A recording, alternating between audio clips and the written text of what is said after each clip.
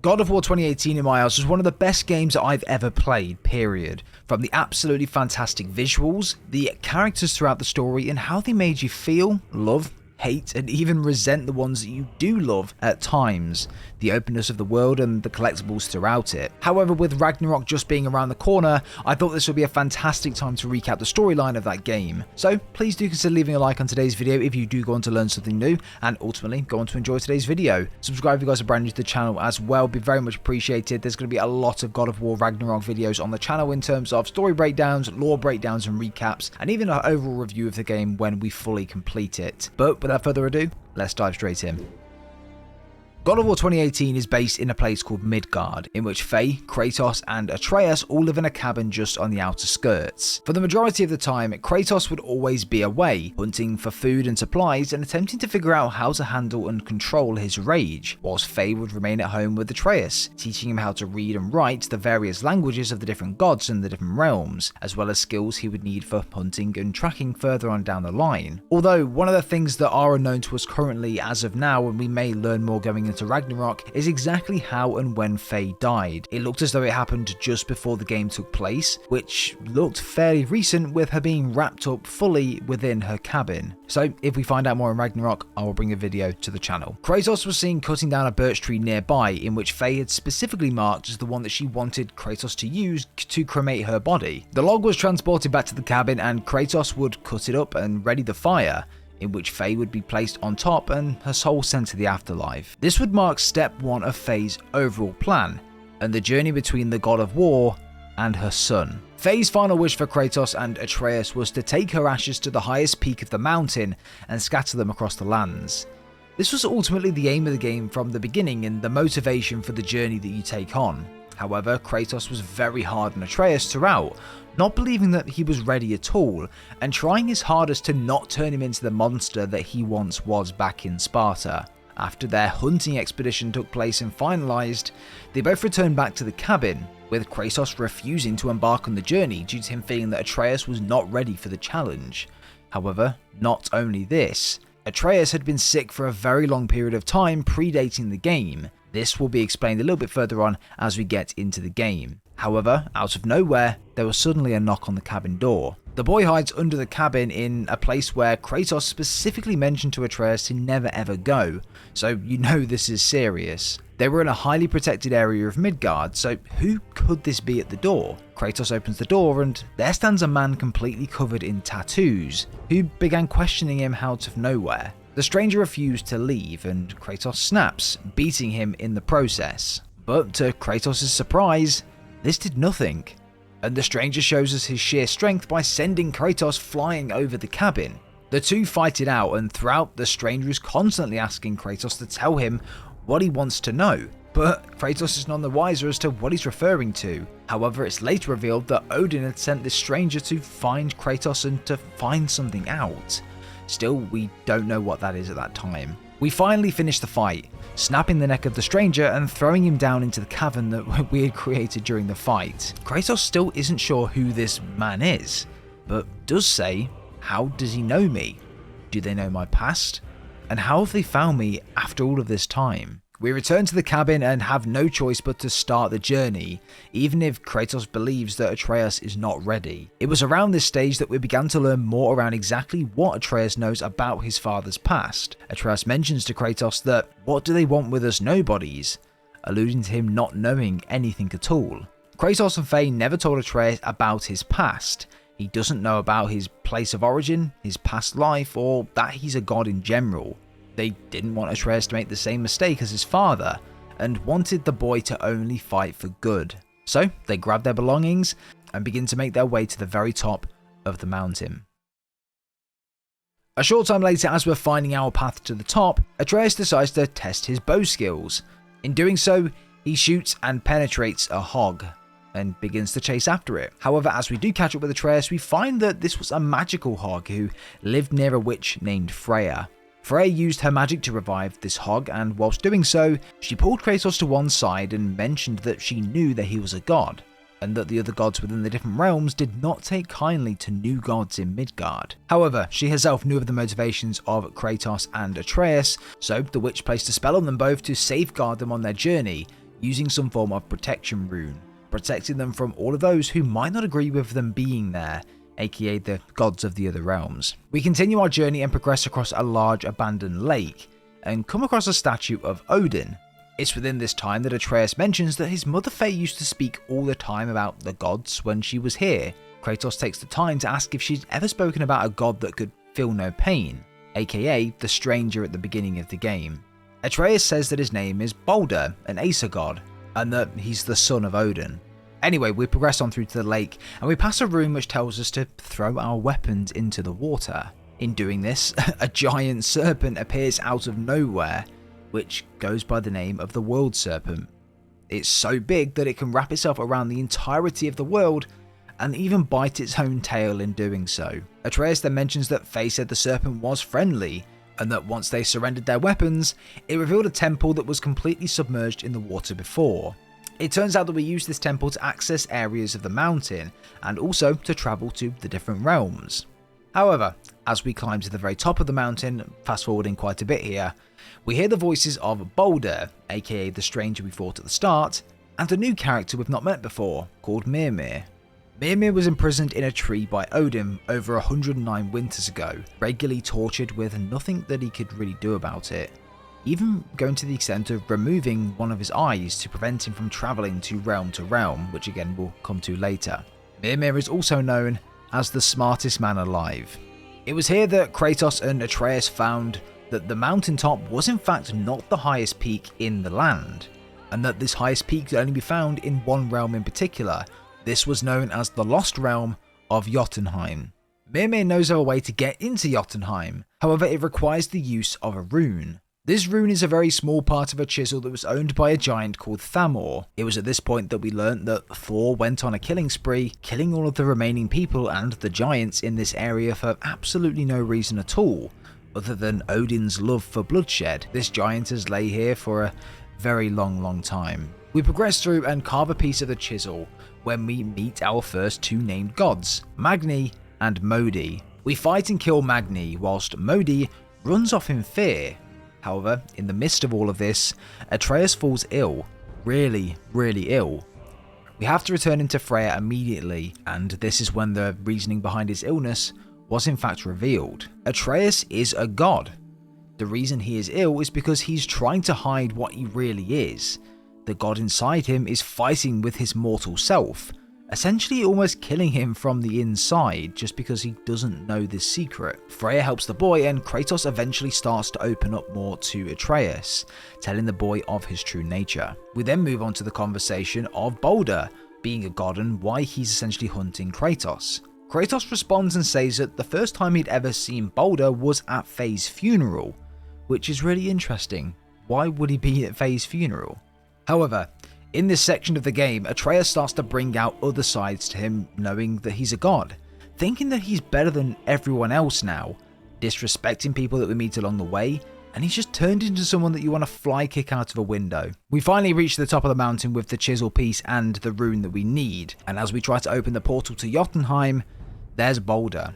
Kratos and him get into a fight and essentially break the portal, with Atreus even going to the extent of shooting Kratos in the stomach as he thinks that he could take on Boulder himself. This is literally the extent of how cocky this kid got, and it really done my head in through the playthrough. Boulder grabs Atreus and jumps off the mountain onto a dragon, and of course Kratos follows. All of them then end up in the temple where they can transport to different realms, where Boulder was trying to send them all to Asgard, the home of Thor and Odin. However, if they did, the entirety of that realm would push straight into the temple, trying to kill them all. Kratos managed to switch the realms, and all of them ended up in the realm of the dead, called Helheim. Helheim is a place where people that die don't go into the afterlife of Valhalla. They're then put into Helheim if they die of old age, or if they die a criminal. It was here that they found that Boulder's mother was in fact Freya, the Witch of the Woods.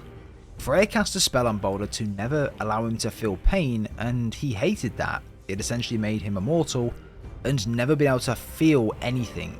In the vision that he had, he was going to kill her, but he eventually cowered out of doing that, vowing to never see her again. We progress through Helheim and move into the palace overtaken by Odin at the end. Here we find a piece of a missing plaque, revealing that Tyr, the god of the people, was friendly with the giants, which was extremely unusual at the time. Tyr forged a secret to travel between realms between realms in fact, and this is one of the ways that they hid the Yachtenheim tower.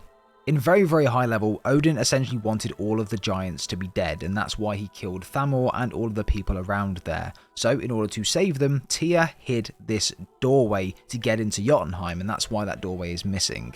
However, Tyr was the only person that knew where it was and could get to Yachtenheim to communicate with the giants and to try and make sure they're safe.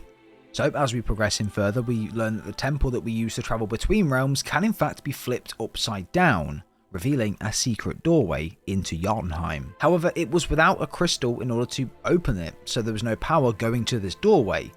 But if we go back a little bit further into the story, we can see that Tyr actually had 2 glass eyes, and the head of Mimir, which we're taking with us, also has glass eyes. However, one of them was missing at the time.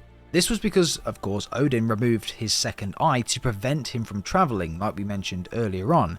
Now, in order to be able to go into the doors of Yachtenheim, we need this second glass eye back. Now, moving even further back into the story at the beginning, when we first summoned the world serpent. As soon as we did that, he basically destroyed and ate a statue of Thor, because they just do not get along at all. We then summon the world serpent again, who mentions that the statue is still in his stomach, and that he's not fond of the idea, but he's going to allow us to drive in there in a boat, get this eye in, go straight back out. We grabbed the glass eye, and then we suddenly tried to make our way out of the serpent. However, there were some problems on the outside. We're suddenly spat out of the serpent, and Faye turns up out of nowhere. She mentions that she's here for her son, and she's trying to rekindle their relationship in some way, or try and repair the bridges that were burnt.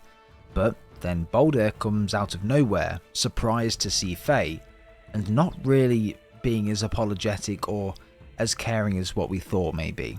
Kratos and Boulder fight as we predicted they probably would, with Faye trying her absolute utmost to stop them and protect her son, and even went to the extent of reviving and summoning the giant Thamor from the dead to help try and prevent this fight from taking place. It was here that there was an arrow that Atreus had used to strap up his quill that had broken previously. That arrow had penetrated Boulder's hand.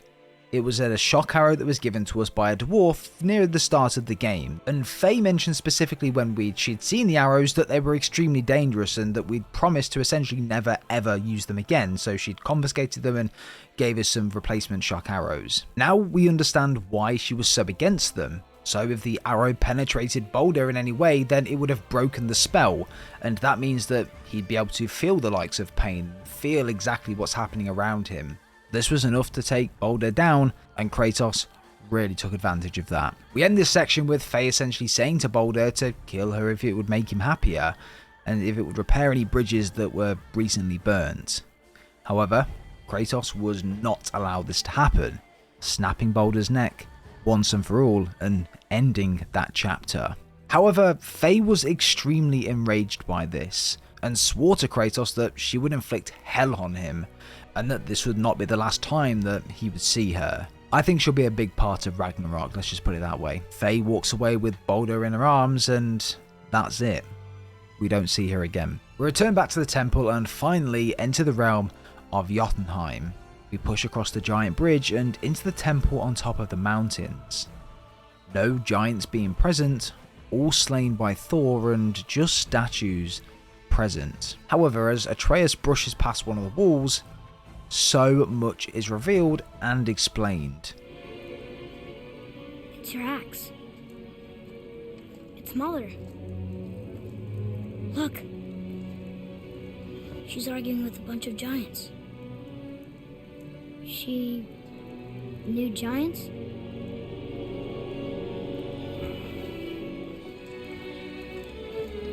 That's us. The first time we met the world serpent. But how? And our fight with Boulder. But that just happened. Wait. They knew everything that was going to happen. The dragon in the mountain, the stone mason. All these drawings. This is our story. No. This is your story. But what does it all mean? That I was not the only parent with secrets.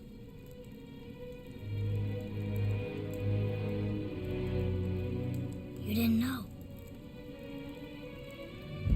She was a giant.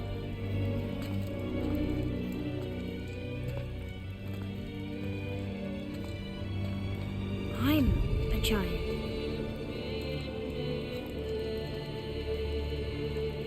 Why didn't she tell us? She sent us here, knowing we would find this. But why not just tell us the truth? Your mother would have had good reasons. Boulder was never sent to find me. He was tracking her all along, not knowing she was only ashes. If she had a plan for us, I trust it. Whatever it is. Besides, she hasn't been wrong yet. Come on.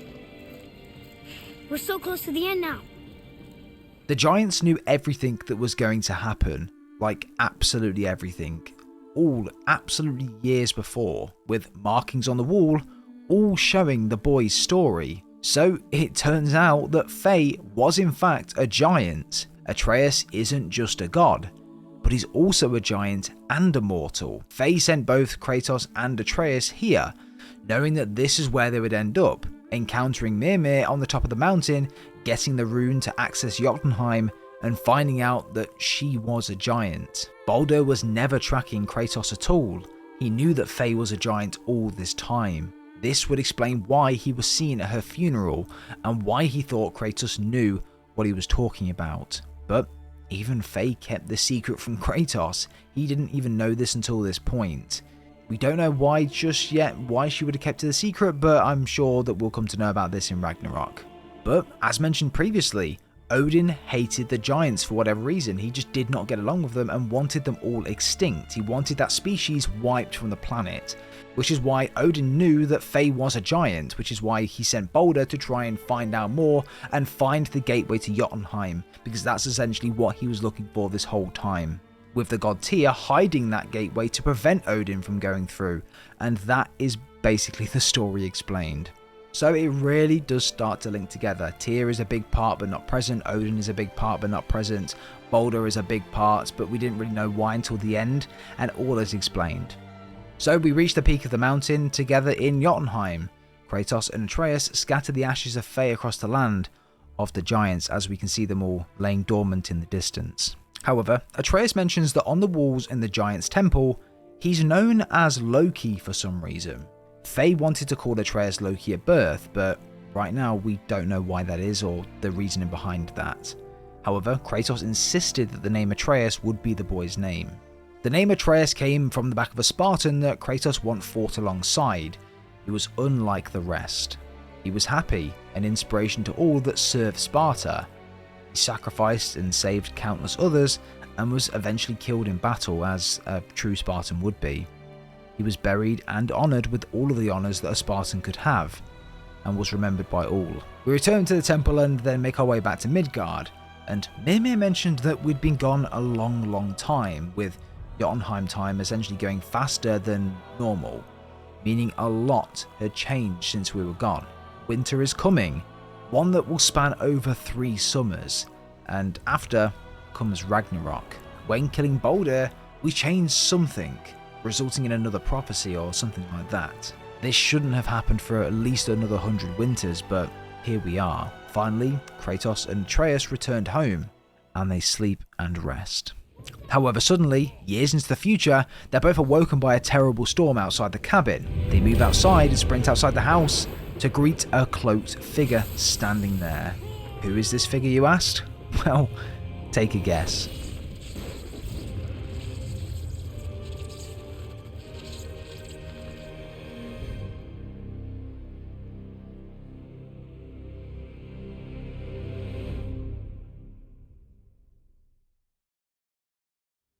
So Thor is going to be a big part of Ragnarok, and I'm very, very excited. But that is God of War 2018 storyline explained. I've tried to spare as little detail as possible because a lot of these characters may be in Ragnarok. For example, Mimir may come back. We also might get the likes of Faye the Giant. Tyr might be there as well. Also, the likes of Odin and Thor are 100% going to be big parts of the story. It's a long story, to be honest, and this is probably as good as I can get without missing key parts. So I hope you guys have enjoyed today's video. As I mentioned, if you have, it would be amazing if you could leave a like on today's video. Subscribe as well for brand new content coming. Lots of God of War content on the channel as well, so this will be a really good time to subscribe and stick around to learn more lore and things along those lines as well. But if you've played God of War, let me know your thoughts and opinions down below. Did you like the game? I think it's one of my favourites ever. I loved this storyline, so good. And ultimately, are you excited for Ragnarok coming out tomorrow as this video goes live? So let me know, guys. Enjoy the rest of your day, and we'll see you all in the next one.